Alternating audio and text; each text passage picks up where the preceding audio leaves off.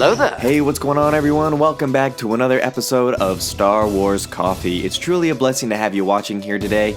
If you're a daily coffee drinker, welcome back. But if you're new to the channel, I would like to encourage you to subscribe. We have a great community of fans here at Star Wars Coffee. They're always very supportive of one another and of my efforts, and that is something that I truly appreciate, telling me to put my health before content, and I really do appreciate that, and I do my best to respond to the comments. So if that sounds like something you'd like to have, is me responding to your ideas or your thoughts on a video, this is the place for you. But with that being said, let's get into today's video. So in today's video, what I'd like to do is talk about The Mandalorian, and not exactly about the show specifically. However, I'd like to delve into more of the potential and the possibilities for what this means in the Star Wars universe, especially the live-action universe in the coming future. So we know that Star Wars Celebration had a panel for The Mandalorian, and one of the things that I'd like to read quickly from the press on the Star Wars official website is that this will be the first in many live-action shows, and this is number 8 on the list of the 9 things that we learned. It says, the show will mark many firsts. It's the first live-action Star Wars series, and the first time Star Wars has been filmed in the United States with production on set in Los Angeles. Now, the main part of what the takeaway is from this is that this will mark the show for many firsts. And I'd kind of like to just kind of expound upon and kind of just speculate on the possibilities and the profound potential that this really has to embellish a lot of the stories of the Star Wars universe that we know and that we will yet to learn. For example, just like The Mandalorian, which is a new front in the Star Wars universe in terms of a story that we don't really have a connection to, but also to embellish and really kind of unify more of these time jumps and time gaps in between these episodes, like episode 1, 2, 3, 4, 5, 6, 7, 8, and soon to be 9, with the Diego Luna, Cassian Andor show that we're going to get, that's going to fill in gaps of his life and kind of just really give us a deep dive into those couple of lines of dialogue that he had in Rogue One, where he's telling Jin that this is something that he's been in since he was a young child, and that this is a way of life, and that we're really just going to get into this whole idea and deep storytelling, deep profound storytelling and character development that so many of us fans love to just speculate on. And I'm kind of really into this, in case you can't tell. The characters are just going to become so much deeper than what we already have.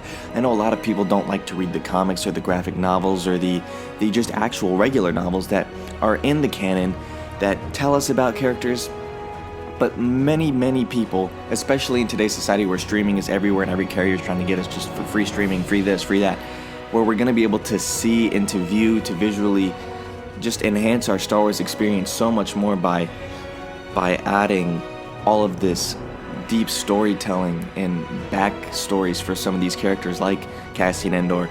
And what I think is really interesting is the potential that this will change Star Wars forever, literally, because the ability to go back into a character's past and talk about the gaps of time.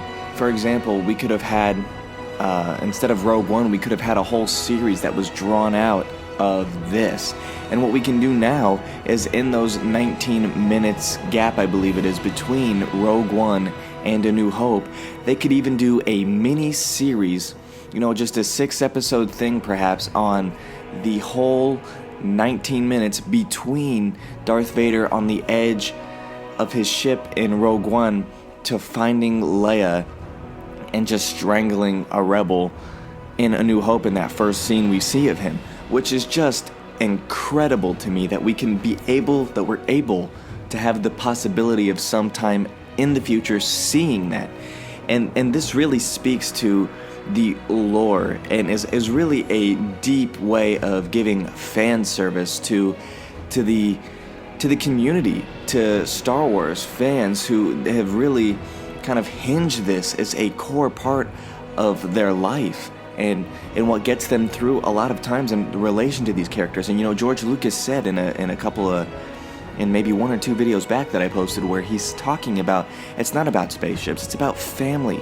And our ability to relate to these characters is what profoundly draws us to these stories in relation to the fact that they're so cool visually and stunning to view, but the relatability that these characters in these stories get is so simple of a story. It's just family story.